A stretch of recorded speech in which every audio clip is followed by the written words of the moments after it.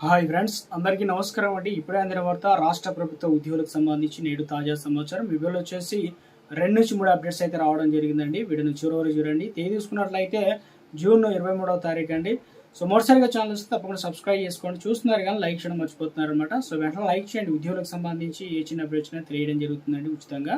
మొట్టమొదటి అప్డేట్ ఇచ్చారండి. ఇక అంగన్వాడీ ఉద్యోగాల కోసం ఎదురు చూస్తున్న వారందరికీ కొల్లుల జాతర 33 జిల్లాల్లో వచ్చేసి 15,982 ఖాళీలు అయితే గుర్తించారు. అందులో వచ్చేసి టీచర్లు 3,100 ఉన్నారు. సహాయకులు వచ్చేసి 12,882 జిల్లాల వారీగా నోటిఫికేషన్లు అయితే ఇస్తారు. ఇప్పటికే 2 జిల్లాల్లో అయితే నోటిఫికేషన్ ఇచ్చారు. అది పెద్దపల్లి జిల్లా, అదేవిధంగా మహబూబ్నగర్ జిల్లాలు అయితే ఉన్నాయన్నమాట. ఈసారి జిల్లాల వారీగా ఏ జిల్లాలో ఏంటి అనేది కూడా క్లియర్గా నోటిఫికేషన్లు అయితే మెన్షన్ చేయడం జరిగిందనమాట.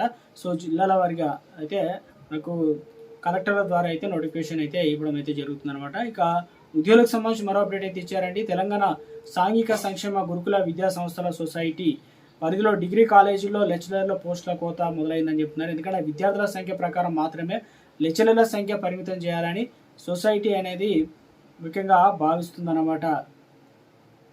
అంటే ఎస్సీ గురుకుల డిగ్రీ కళాశాలలో పోస్టుల గందరగోళం, విద్యార్థులు లేరనే సాకుతో పోస్టింగ్ తగ్గించారనే యోచనలో సొసైటీకి సంఖ్య తగ్గించిన ఉమ్మడి తరగతుల్లో నిర్వహించేటువంటి ఆలోచన.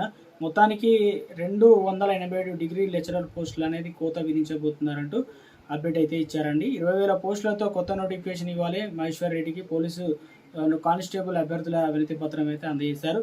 సో మరో అప్డేట్ ఇచ్చారు. ఇక సింగరేణి సంబంధించి ప్రాణాలు పణంగా పెట్టి విధులు నిర్వర్తించిన బొగ్గుగని కార్మికులకు నిత్యం గండాలు వెంటాడుతూనే ఉన్నాయని, ఇప్పటికే చాలించని పింఛన్లు చాలని, సో అదేవిధంగా ఆధార్ కార్డుతో పేర్లతో ఇక ఇబ్బందులు పడుతున్నారు.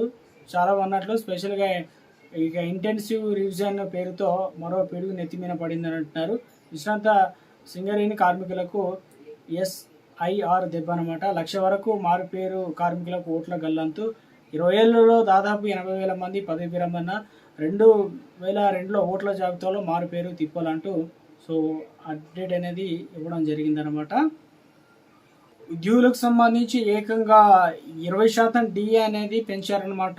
సో ఎక్కడ ఏంటని చూసుకున్నట్లయితే పశ్చిమ బెంగాల్లో సరికొత్త అధ్యయనం మొదలైంది. ముఖ్యమంత్రి సువేద అధికార సారథ్యంలో అధికారంలోకి వచ్చిన బీజేపీ ప్రభుత్వం తన తొలి పూర్తి స్థాయిలో బడ్జెట్ అసెంబ్లీలో ప్రవేశపెట్టిందన్నమాట. దాదాపుగా వచ్చేసి ఇందులోనే ముఖ్యంగా దాదాపుగా 1,00,000 ఉద్యోగాల భర్తీ అయితే చేయబోతున్నారన్నమాట.